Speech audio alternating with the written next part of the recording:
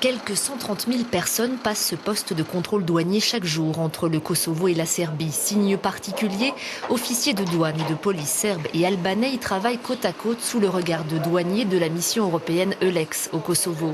Nous sommes à l'un des principaux postes de passage créés dans le cadre de l'accord de gestion intégrée des frontières, dit IBM, créé sous l'égide de l'Union européenne. Alors que Belgrade et Pristina doivent encore définir les modalités de mise en œuvre de leur accord sur le futur statut au nord du Kosovo, le projet IBM se déroule avec succès depuis 6 mois après un démarrage difficile. Le résultat est que l'IBM n'est pas seulement mise en œuvre entre les agences d'État, comme la police, les douanes, les services de contrôle vétérinaire et alimentaire, mais aussi entre les pays qui veulent normaliser leurs relations sur leur parcours vers le processus d'intégration européenne.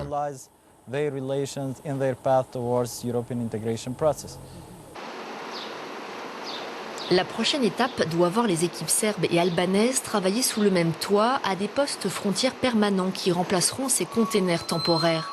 Déjà, le trafic de part et d'autre s'est beaucoup amélioré, constate ce chauffeur de poids lourd.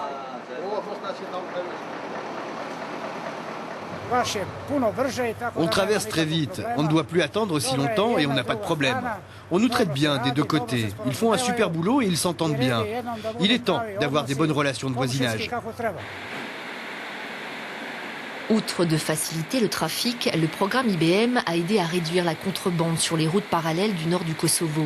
Jusqu'alors, les produits importés de Serbie à l'usage des habitants de cette région à majorité serbe étaient exemptés de taxes.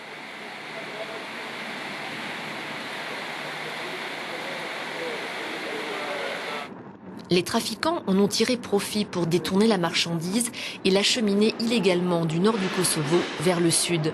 70% des biens confisqués par les douanes et la police dans ce centre de stockage des douanes de la ville de Mitrovica, au nord, ont été introduits illégalement via des routes secondaires du nord du Kosovo.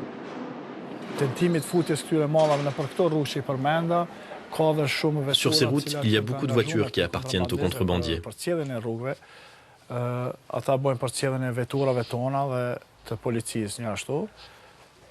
Ils suivent les douaniers mobiles et la police pour savoir où nous sommes et sur quelle route nous patrouillons.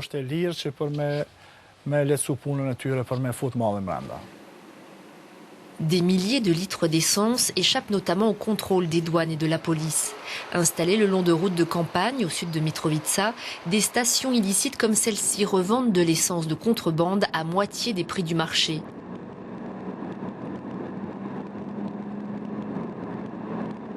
Un trafic qui ne peut fonctionner qu'avec la pleine coopération des trafiquants serbes et albanais au nord et au sud du Kosovo.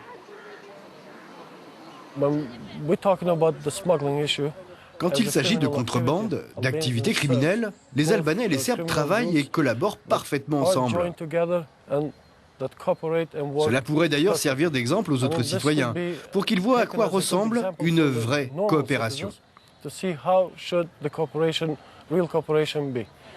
Un constat qui pourrait aussi faire réfléchir les politiciens qui cherchent encore à s'accorder sur les moyens de mettre en œuvre le nouvel accord de normalisation entre la Serbie et le Kosovo.